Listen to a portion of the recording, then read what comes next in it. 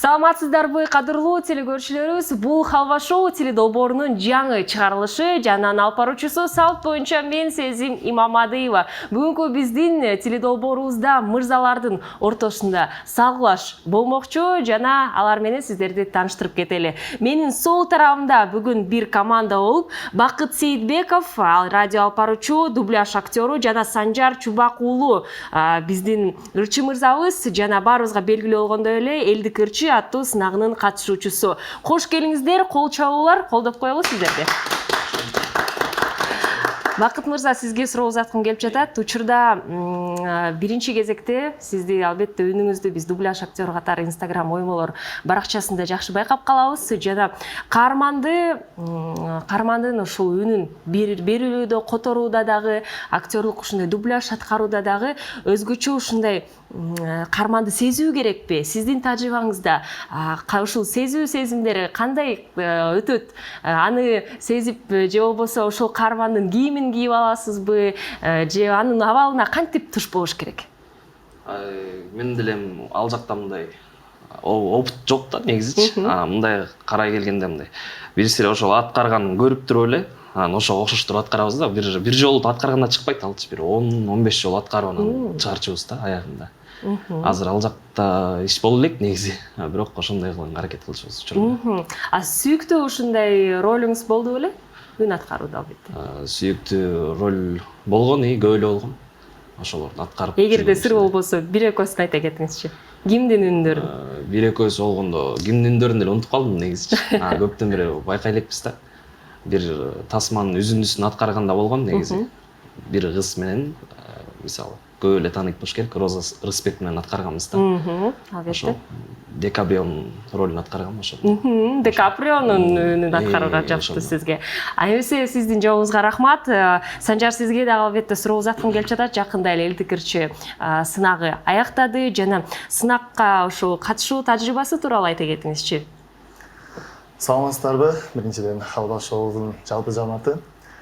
Мен үчүн бул элдик ырчы конкурсу аябай чоң бир опыт болду десем жаңылышпайм.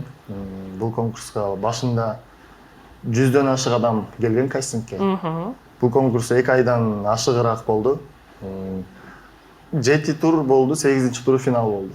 Ошол ар бир турдан 5тен, 3төн, 2ден балдарды четтетип отуруп, финалга 8 калганбыз. Ошонун арасынан гран-при алды, 1-орунду алды, 2-орунду алды, мен 3-орунду алдым. Эмесе сизди биринчи кезекте 3-орун менен куттуктайбыз жана менин билишим боюнча топ түзүлдү. Кайрадан уюштуруучулар тарабынан бул сынак 1 жыл ичинде болобу же 2 жыл ичинде болобу? Кайрадан старт алабы же топ түзүлгөндөн бүттү жабылдыбы? Ошону толук маалымат бизге деле берген жок. Биздин спонсор Аю Грант болгондуктан кайра уюштургусу келсе, эмки жыл уюштурушу мүмкүн. Эгерде биздин келишим бүтмөйүнчө уюштурбашы дагы мүмкүн да. Кызыктуу. Эмесе биз учурда сол тарабында команда менен таанышып алдык. Команданын аталышы менен биз аталышын билгибиз келип жатат. Кеңеш алалы, кеңеш 1-2 бир анан 2 дегендей. 1-2 командасы менен биз тааныштык. Кезекте болсо тең тайлашуучуларга берели. Менин оң тарабымда Арсен Алыбаев, фотограф мырзабыз жана Арнус Асанбаев, ырчы мырзабыз. Кош келиңиздер, колдоп коелу. Саламатчылык, Арсен мырза, сизди биз фотограф катары жакшы тааныйбыз жана албетте өздүк сиздин да тажрыйбаңыз бизге кызык болуп жатат. Бул жолду канчалык ошол кыйын болду, оор болду, кантип басып өттүңүз жана фотографты ошол камераны биринчи жолу канча жашыңызда колго алдыңыз? Саламатсыздарбы, Халва шоу теледобер командасына баарыңарга салам. Биз камераны деген 16 жашына кармаганбыз. Бул деген кандай болуп калды мен бир тууган байкем Турцияга иштеп келип, мага бир камера алып келип берет. Анан фотошопту үйрөн отуп эле, программа бар го, Adobe Photoshop, ошону үйрөнүп отуп эле.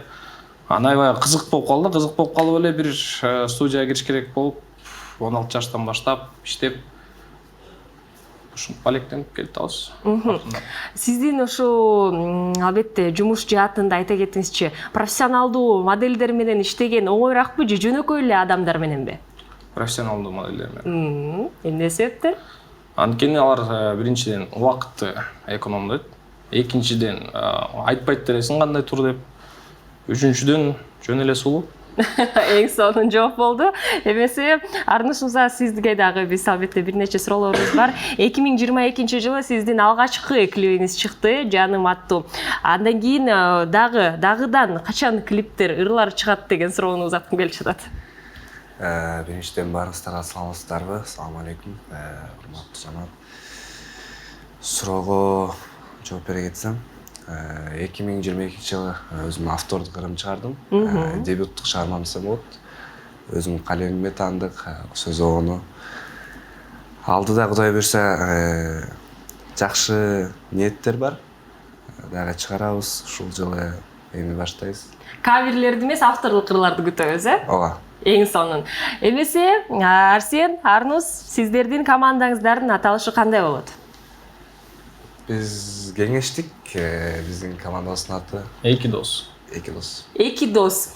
Урматтуу телекөрүүчүлөр, байкасаңыздар, бүгүнкү биздин Халва шоу теледолбоорунун алкагында 1-2 жана 2 дос аттуу командалардын ортосунда салгылаш болмокчу. Биз болсо биринчи кезекте сиздерге сергек сезимдерин кааламакчыбыз. Анткени бул Халва шоу теледолбоорунун алкагында сергек сезимдерине катышуучулар ээ болсо, сөзсүз түрдө жеңишке жете аласыздар. Бул сезимдерди болсо биздин Nitro Fresh суусундугу сиздерге тартууламакчы. Жана бүгүн биз Халва шоу теледолбоорунун алкагында 3 жаңы жакын даамдарды татмакчыбыз. Апельсин, классика, манго жана кулпунай ар бир уртамда витаминдердин комплекстери камтылган жана бул суусундук энергетикалык суусундук болуп саналбайт. Биз болсо уртап туруп оюнубузду баштамакчыбыз. Суусундук андырганга убакыт келди. Nitro Fresh'тин жемишке каныккан даамы шыктандыруу жана жаңы сезимдерди тартуулоо үчүн жаратылган. Мөмө жемиштин сергитүүчү күчүнсүз. Ширелүү мөмө жемиштердин укмуштуу даймикси. Nitro Fresh. Тавит менен серги.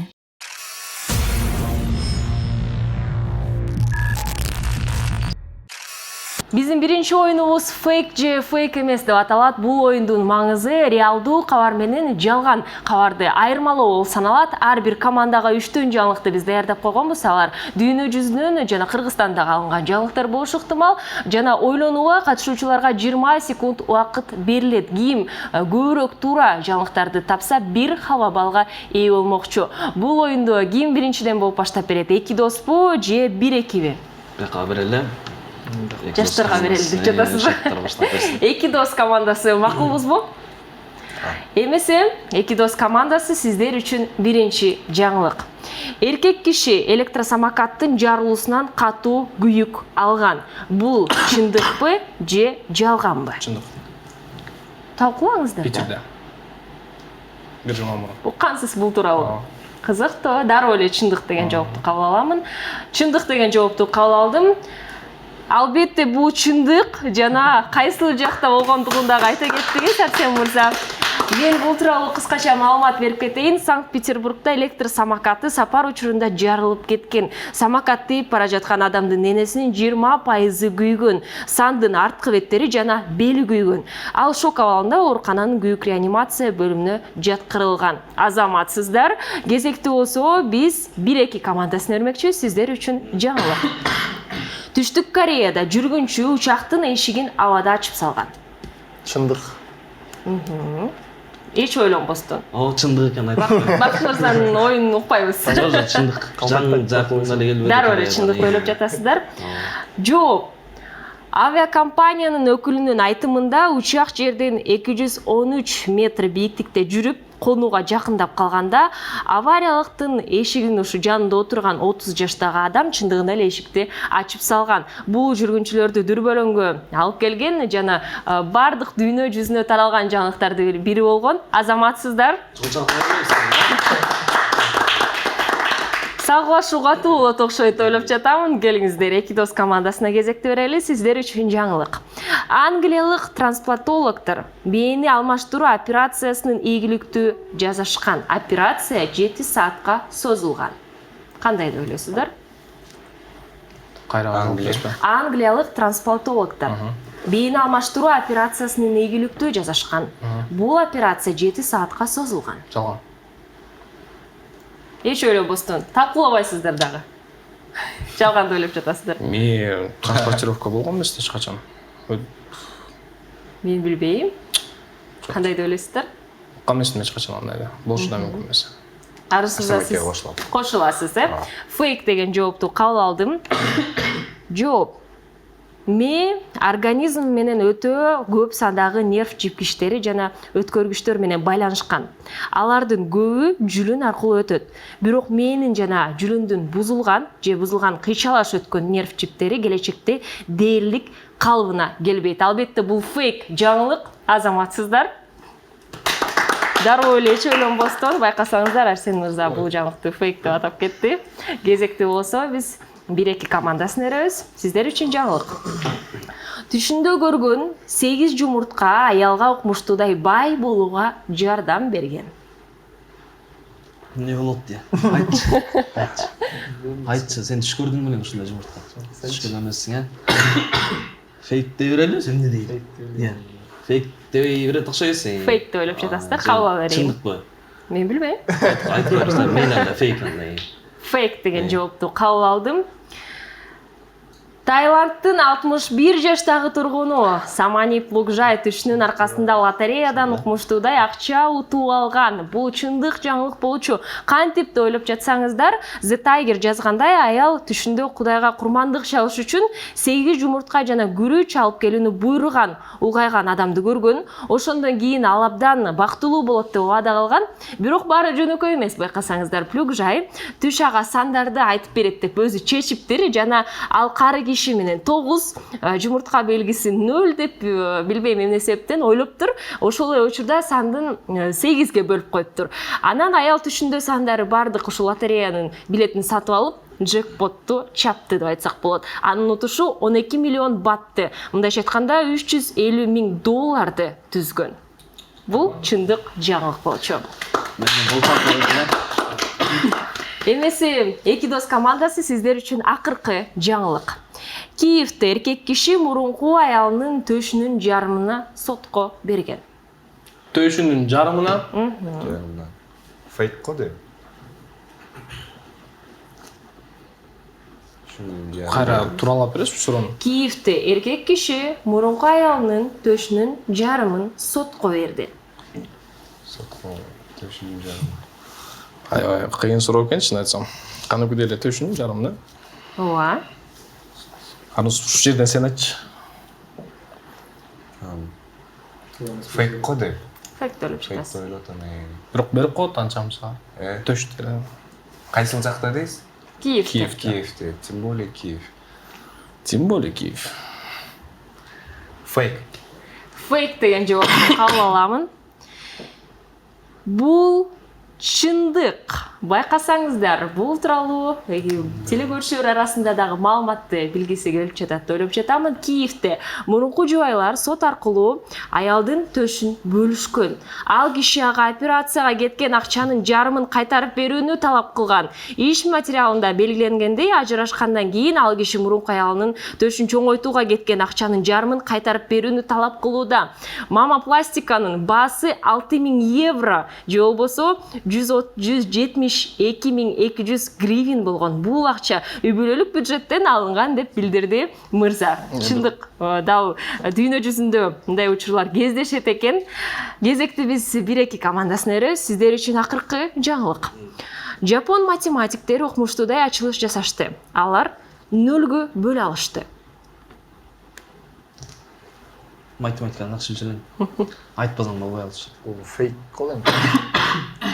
Фейк деп атат, фейк окшойт. Жок, сен өзүң айтсаң. Кайсыл жоопту кабыл алайын? 0-гө бөлүнбөйт деле го. Математиканы аябай жакшы окуганбыз да. Фейк го дейм. Фейк деген жоопту кабыл аламын. Кайсыл жоопту кабыл алайын? Фейк. Кабыл алдым. Буга чейин биздин жаңылык жапон математиктери укмуштуудай ачылыш жасашты. Алар 0-гө бөлө алышты деген жаңылык болду.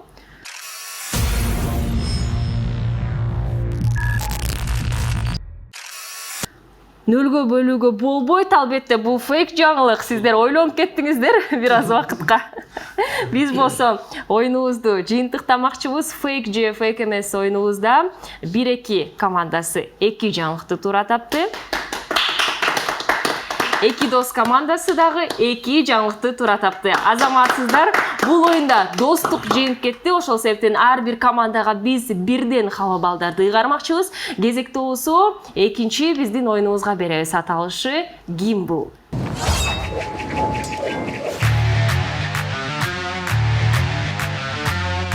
Gimbal оюну. Бул оюнга командада катышуучулардын бири үйдө отурат демеш, экинчиси кандайдыр бир кесипке ээ болуп, же белгилүү инсан катары, же кинотасмалардын, мультфильмдердин каарманы катары биринчисине үйүнө келмекчи. Бирөөсү табат, бирөөсү мындайча айтканда түшүндүрүп берет деген сыяктуу оюнубуз. Жана ар бир командага түшүндүрүүгө 1,5 мүнөт убакыт берилмекчи. Жана байкасаңыздар, бул оюнду биринчиден болуп 1-2 командасы ачып берет. Даярбызбы? Дал ушундай жакшы маанай менен бул оюнубузду ачууда 1-2 командасы сиздер үчүн 90 секунд убакыт берилет. Убакыт кетти. Сурап коюңуз. Gimbal, үйдө отурам. Gimbal. Кийинкиси десек болот. Кийинкиси. Эне сен эле бир түрүңгө алып баруучунун бир түрү, бирок тойлордо алып барат да алчы. Ошондо тамада болуп калды. Сурап коюңуз. Gimbal. Бул деген үйлөргө келип, мындай эмелер менен чыгып, Кыймылды менен көргөзбөйсүз, сөз менен гана. зымдарды оңдоп бурап, Электрик. Азаматсыз. тоодо кой багат. Чабанбы? Өткөндө конкурста Рустам менен дуэт ырдады да. Рустам менен? Рыске жок. Ким Ырчайын. Рычайын. Рустам менен. Ырдап бербейсизби? Жидеш. Жок. Ким эле? Ырда болбойм. Ким эле Рустам менен ырдабады. Жашайын. Кийинкисидер, Кийинкиси. Дей. Эрлан Андаш. Жок, туура эмес. Кийинкиси.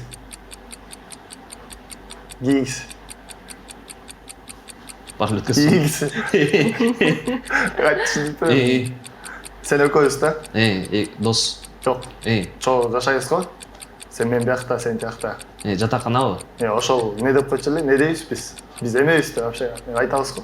Окуданчы. Секси абы? Жок, сенин үйүң менен менин үйүм чоо. Кошунабы? Ошентип бизми? Убакыт бүттү, азаматсыздар.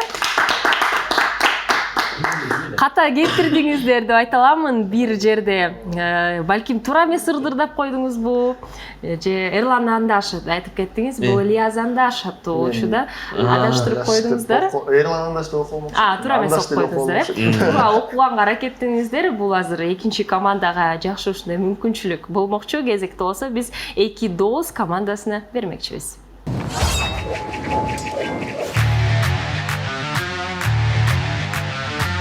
Кезекте биз 2 дос командасына бермекчибиз. Сиздерде 1,5 мүнөт убакыт бар. Убакыт кетти. Gimbal деп сурап коюңуз. Gimbal. Кол менен көргөзбөйбүз. Сүрөтчү. Туура. Кабыл албай коём, кол менен көргөзбөйбүз. Апокалипсис болот го. Ошондой жүрөт. Даджавы? Ошонун бир түрү. Современные. Нормально түшүндүрсүз. Кийинкиси. Gimbal деп сурап коюңуз. Gimbal. Кийинкиси. Булчу ким? Сакта деп өзүң берген жалгыз сүз. Касымова. Туура. Аралашып аппак көргөн. Сен төлөп сүйгөн. Не? Аткаруучу. Блин, ким билет? Ким билет? Эме да? Такс. Соёт. Асапчы. Gimbal деп сурап коюңуз. Девушкасы. Фиона, алтышка.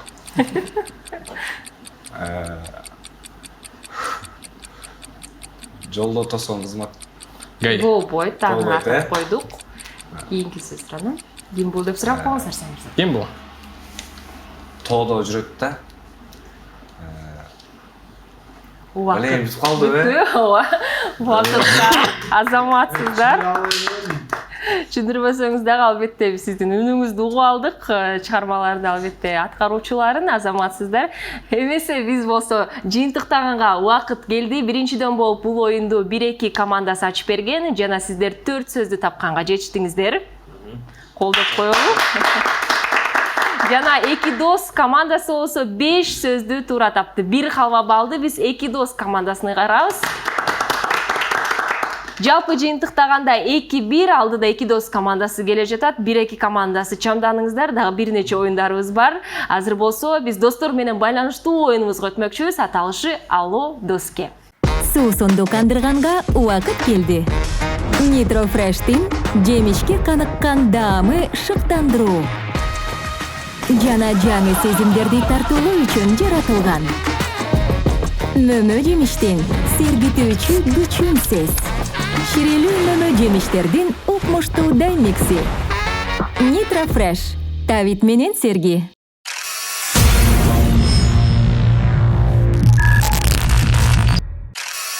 Алло доске оюнубузду баштамакчыбыз. Адаттагыдай эле биздин катышуучуларга биринчи кезекте ишенимдүү дос, экинчи кезекте сөйүктүү гаджеты, союлдук телефон керек болмокчу. Анткени командадан бир катышуучусу жакын досуна чалмакчы. Ал досторго биз суроону узатып койгонбуз, сөзсүз түрдө варианттар менен болот.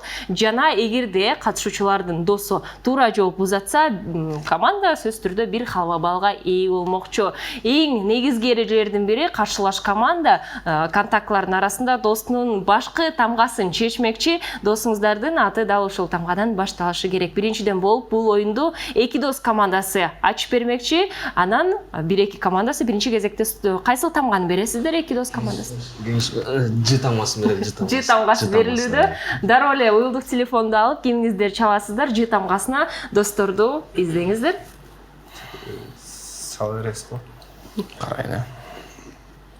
Арсен мырза, сиз чаласыз. Досторуңуз көппү? Шүгүр, Кудайга шүгүр. Так. Кимге чалатасыз? Джони.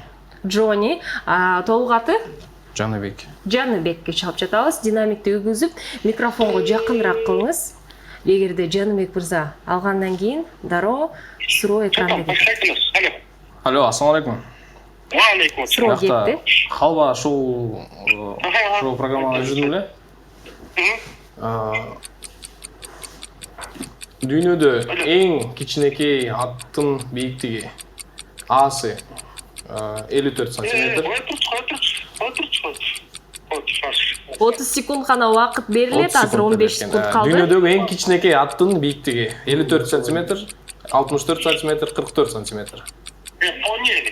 Жок, Убакыттар сантиметр.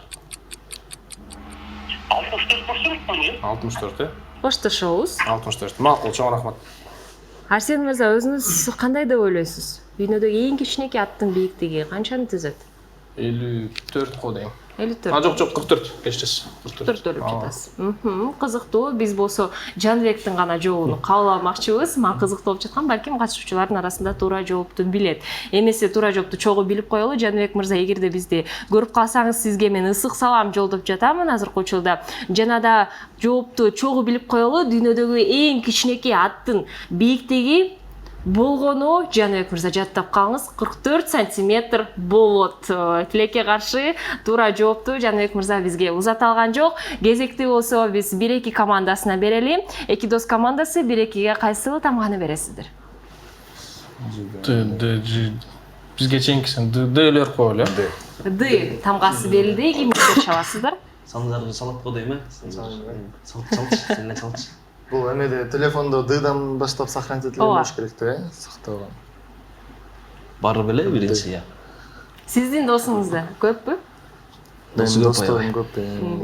Билимдүүсүнө чалайын анда. Кимге чалып жатасыз? Досумбек. Досумбек. Жакшы ат экен. Аты Самат. Аты Самат, сиз жөн гана Досумбек деп. Так сохранить келген да что? Тең талашуучуларга көрсөтөсүз. Дыдан башталган.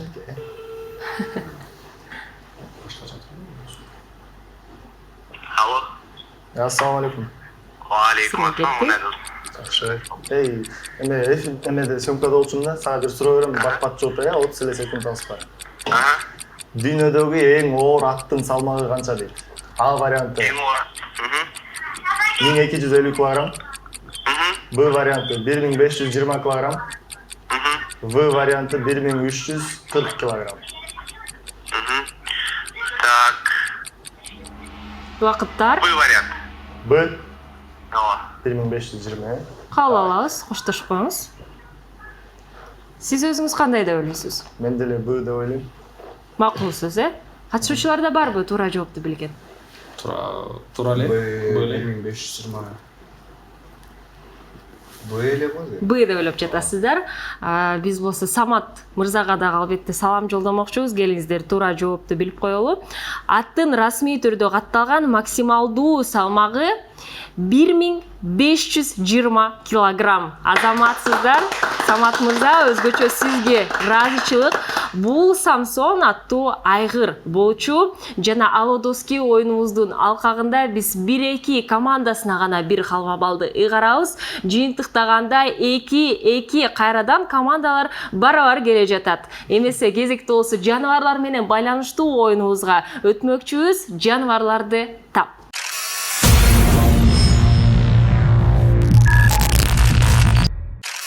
Жаныбарларды тап деп аталат биздин оюнубуз. Учурда студияда ар кандай жаныбарлардын үндөрү, дабыштары чыкмакчы жана командалардын катышуучулары биринчи кезекте баскычты басып туруп, анан бул үн кайсыл жаныбарга таандык экендигин айта алышат жана ким көп жаныбарды туура тапкан команда бир халва балга ээ болмокчу. Баскычтар менен азыр таанышып алалы. Эки дос командасынын колунда учурда ушундай сүйкүмдүү биздин доңузубуздун үнүн угуп коелучу. Арыз мырза. Жана тең тайлашуучуларда 1-2 командасынын колунда ксилофон. Эгерде катышуучуларга жаныбардын үнүн табуу кыйын болуп жатса, мен ар кандай маалыматтар менен бөлүшөмүн. Маалыматтарды айтуу учурунда дагы баскычты басып туруп, анан жаныбарды туура табасаңыздар болот. Түшүнүктүү. Оюнубузду баштамакчыбыз. Келиңиздер, ирети боюнча биринчи жаныбардын үнүн угуп коелу.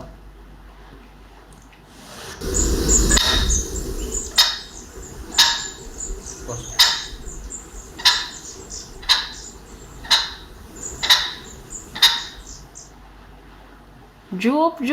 Жардам берет окшойм, дароо эле. Бул жаныбар. Бул куш. Куш деп Арнус мырза. Куш. Кандай куш? Үнү тоок тукуна окшоду. Окшош, бирок туура эмес жок. Чындыгында эле тоок сымал түркүмдөгү жапайы куш.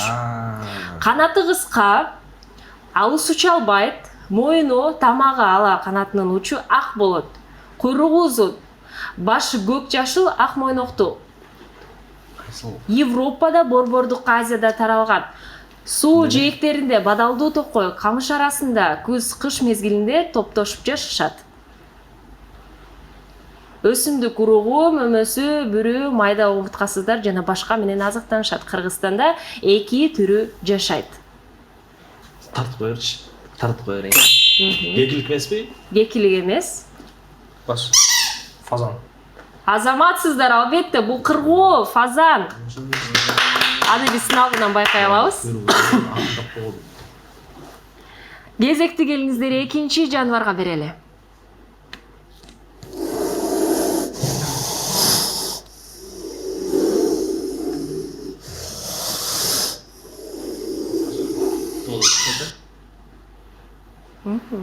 Бука окшойт э. Жок, бука. Дем алган. Эме аю го? Аю эмес. Жада калса Бакыт мырза да уктап атат окшойт деп айтты да. Жок, жакшылап койгабыз. Келиңиздер, дагы бир жолу угуп коелу.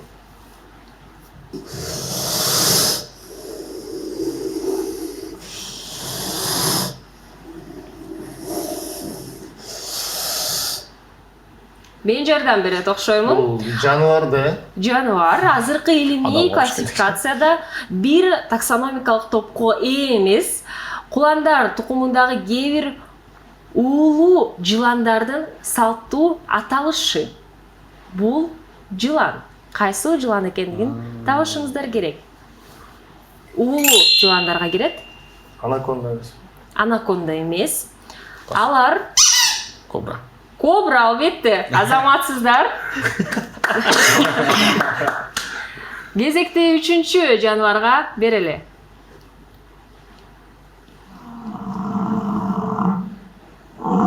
Кас. Арстан. Арстан эмес, тең талашуучуларда барбы жок? Тапта беришimiz жол борс деп коелу эле. Жол борс эмес, келиңиздер дагы бир жолугалы.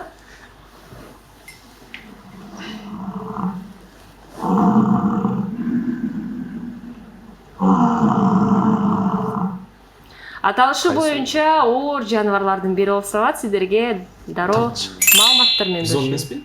Бизон эмес. Көңдөй мүйүздүлөр тукумундагы ача туяктуу жаныбар. Топос. Жакын келе жатасыздар, бирок таба элексиздер. Насарок. Насару. Жок.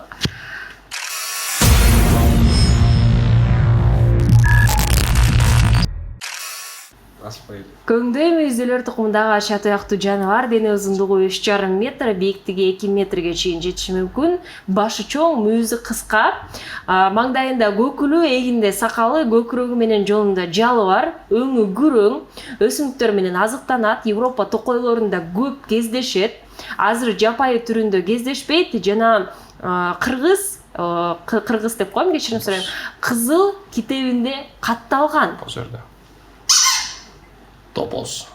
Топоз эмес, бирок топоз сыяктуу жапайы айбан десек болот. Бизон болобу? Бизон эмес. Бизон болорбу? Бизон эмес. Туура табууга аракеттериңиздер.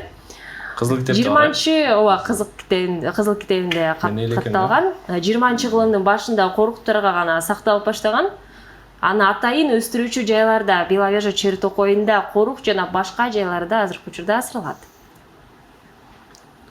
Табалган жок окшойбуз, бул зубр болчу. Тилекке каршы табалган жокпуз, аны биз азыр сыналгыдан байкай алабыз. Топоздор болуп.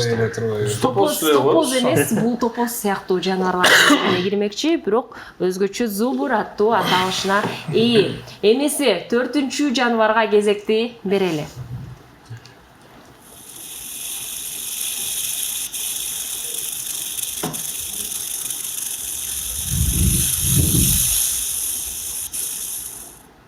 Казурда.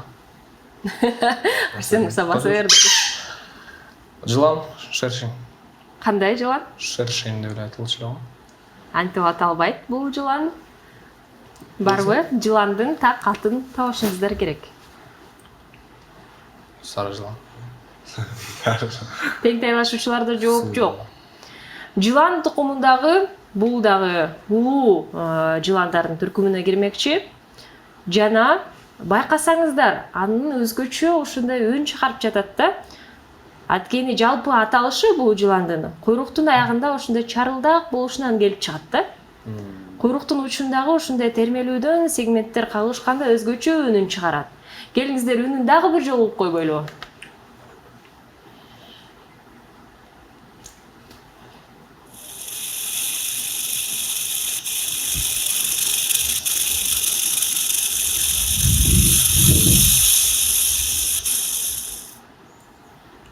Тойлордо жокмун, Бул Америкада континенттеринде жашаган жалгыз жылан тукуму.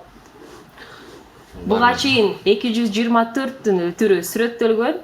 Анын 69-у түштүк чыгыш Азияда жана 106-сы Америкада. Баары таппайбыз го дейм да.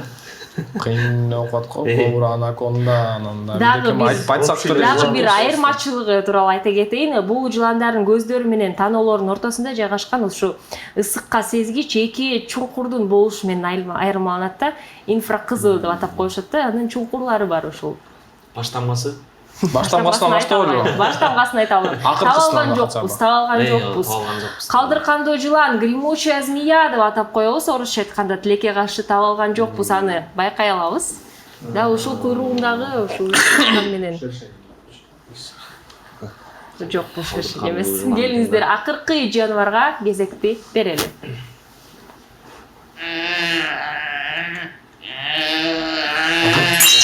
Аюнун баласы го бул, Аю? Мамалак. Аю эмес. Мамалак. Сиздер да мамалак деп жатасыздар. Жок, эми айын баласы мамалак деген. Бузо. Жок, жооп тура эмес. Эме ол Эки дос командасы. Козу шпеге. Жооп. Медал. Неме да бул? Жооп, мен жардам берейин. Грек тилинен которгондо мүйүздүү жаныбар деп атап коюшат. Африкадагы элдин көбөйүшүнөн жана ага аңчылыкты күчөшүнөн улам жер жүзүнөн азайып бара жатат. Азыркы 15 жылда бул жаныбардын саны кескин кыскарып кеткен. Элик болмас. Кандай дейсиз? Элик. Элик эмес. Ал тургай кээ бир жерлерде 50% азайган. Буттары адатта узун жана ичке, куйругу бир тутам чач менен аяктайт. Кийиктерде окшоп ушундай көзүнүн астында жаш каналдары бар десек болот. Бардыгы тынч, коомдук, уялчак жаныбарлар жана алардын кыймылынын өтө ылдамдыгы менен өзгөчөлүнөт. Барбы жооп? Коала эмеспи? Коала эмес, коала. Эликтердин эмеси бир тууганы. Ооба. Ошолго кирет десек болот. Жок, жанакы бар го, BBC көрдүңбү да? Арслан аркасынан ушу аппарат эле базалалат го. Ошолор эликтердин бир түрү да турабы? Ошолор да. Аталышын мага беришиңиздер керек, туура. Жакшы. Грек командасы барбы жооп? Тартып койчу. Кийик го дейм бул, Жок. Бэмбич. Шытпайсыңар. Жооп жок, бул антилопа болчу, жана кыргызча бул аталышы которулбайт. Аны биз сыналгыдан байкай алабыз. Чын эле уялчак жаныбар экен. Лекке каршы акыркы 3 жаныбарды бир дагы команда таба алган жок, бирок биринчи, эки жаныбарыбызды эки дос командасы туура тапты. Ошол себептен эки дос командасына 1 халва балл, жалпы жыйынтыктаганда 3-2 эки дос командасы алды да. Азыркы учурда биз болсо кийинки оюнубузга өтмөкчүбүз. Аталышы крокодил.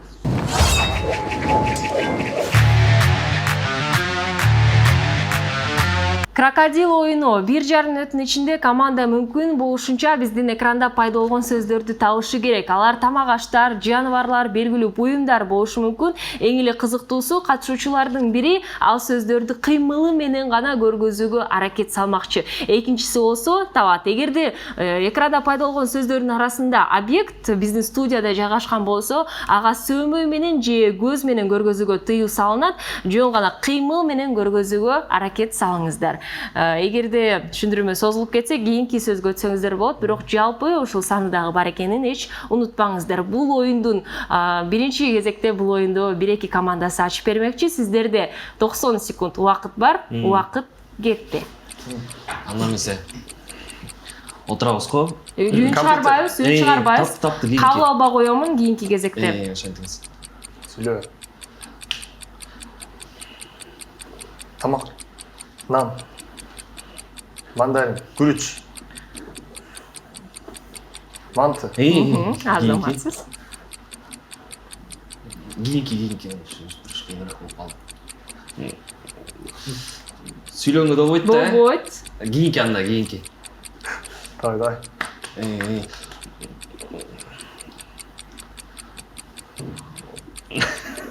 Мындай. Пирамида. Жок, кийинки кетерсичи. Микрофон. Жок, кийинки. Бул эми Убакытта. Мурду. Үн чыгарбайбыз. Жаныбар. түшүндүрбөйсүң да кичине. Ой, түшүндүрүп атпайм мына жаныбар. Мурдунда. Үн чыгарбайбыз. Кийинкен да. Не. Куйрук. Андай түшүндүрүш керек. Кийинки. Жок, кийинки. Гитара. Молодец. Убакыт бүттү. Мениңиздер кезекти болсо дароо эле эки дос командасына берели.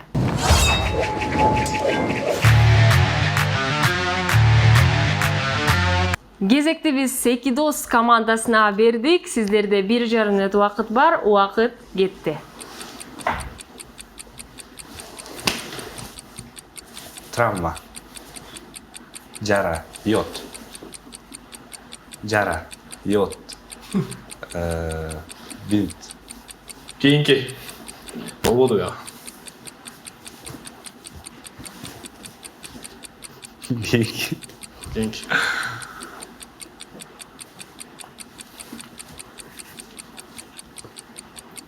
Сагыз.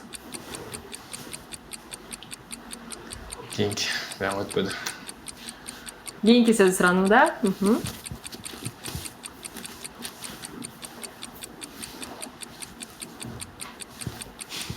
Такыр түшүнбөйм. Дальше. Убакыт кетип жатат. Велосипед. Молодец. Жылан. Балык. Молодец. Сынык. Кийинки. Bitti.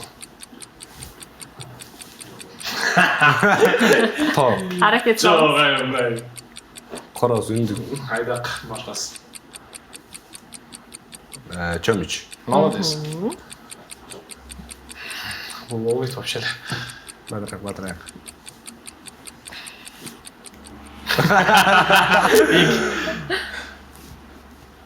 Чака. Молодец. Убакыт кетти. Азаматсыздар. Эмеси крокодил оюнун жыйынтыктайлы командалар сүйлөшүп алды окшойт деп ойлоп жатамын. Ар бир команда тең 4 сөздүн туура таптыңыздар. Азаматсыздар. Ар бир команда тең биз бир хал балдан ыйгармакчыбыз. Жана жыйынтыктаганда 4-3 азыр болсо биздин акыркы оюнубузга өтмөкчүбүз. Оозумдан окуу деп аталат. Суусунду кандырганга убакыт келди. Nitro Fresh'tin жемишке каныккан даамы шыктандыруу. Жана жаңы сезимдерди тартуулоо үчүн жаратылган. Мөмө жемиштин сергитүүчү күчүнсүз. Ширелүү мөмө жемиштердин укмуштуу даймикси. Nitro Fresh. Тавит менен серги.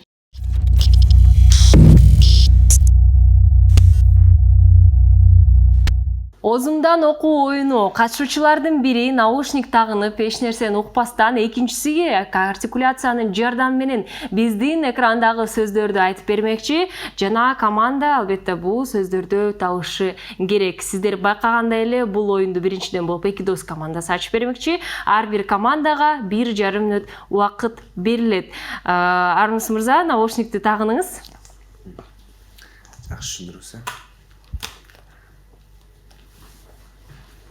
Мен болсо музыканы коюп үнүн көтөрөйүн. Сиздерде 1,5 мүнөт убакыт бар. Убакыт кетти. Жок. Артикуляция менен гана. Бычак. Мык. Пыл. Мык. Мык. Молодец. Кырбайбыз. Жок, ооз менен гана. Мен кабалда коёмун азыр. Балкон. Батут. Эй. Батут. Майлуу. Башкасы. Кийинкиси. Шыпыргы. Бычак. Эмне эле бычак коесуң? Шыпыргы. Шыпыргы. Кийинки. Малина. Майы. Малина. Майлык. Малина. Майда. Башкасы. Кийинки сөз суранууда. Ордо. Орус. Убакыт кетип жатат. Кийинкиси. Наушник. Молодец. Кыйкырбайбыз, кабалда коёмун. Мерим. Молодец. Курут. Молодец. Бакыт. Балык. Кийинки. Сүйлөм. Жок, ол болбойт. Кийинки. Убакыт Нитро. бүттү. Убакыт бүттү. Азаматсыздар, жакшы жыйынтык көргөн алдыңыздар. Кол чабуулар 2 дос командасына. Кезекти болсо биз 1-2 командасына берели.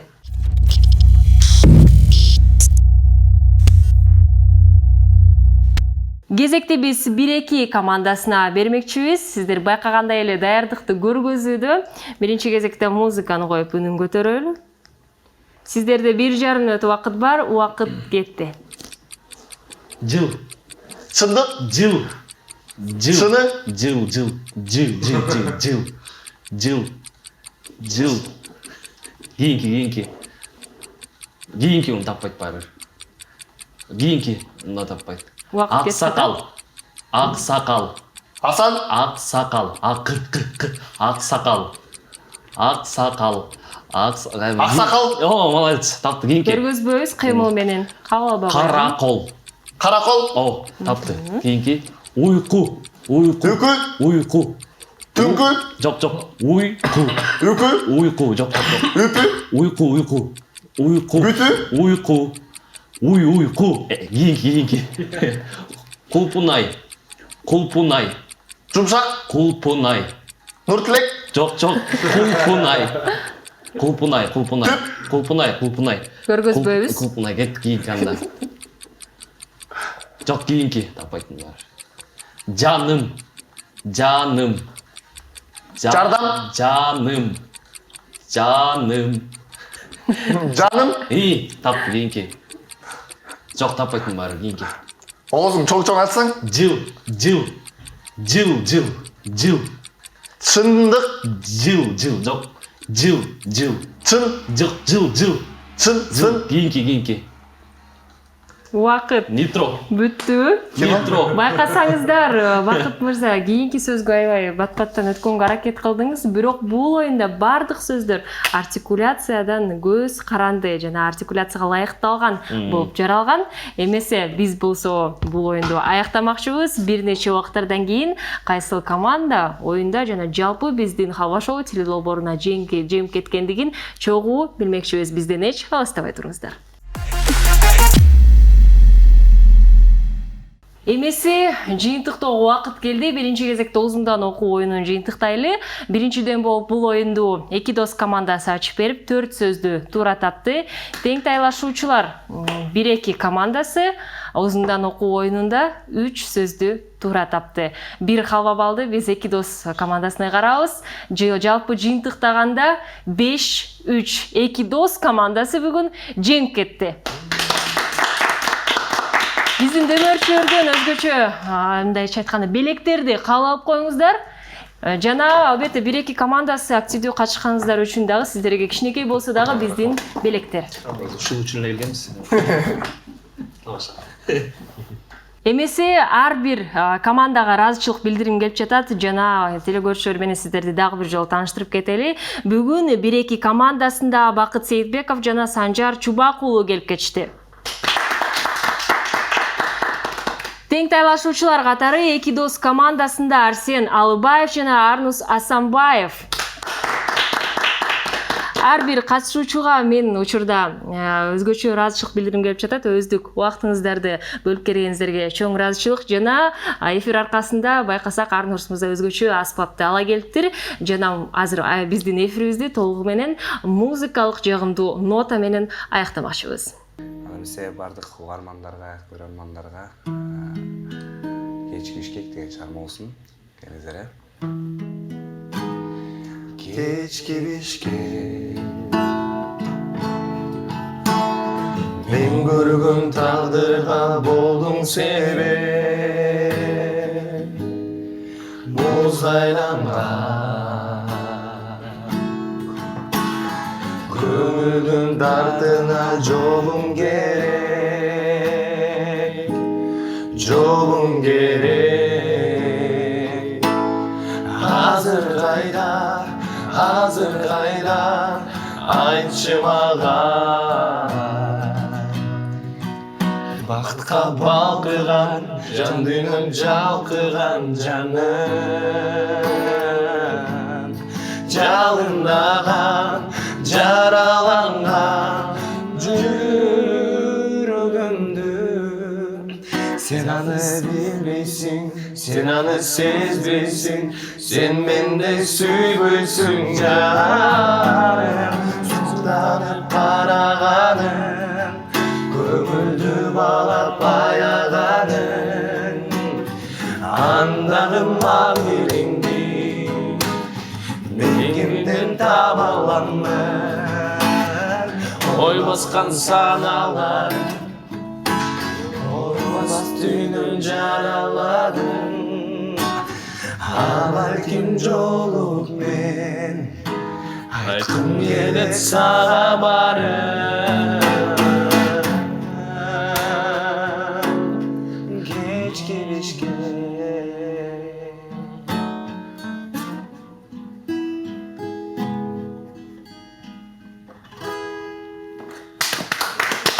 Bravo.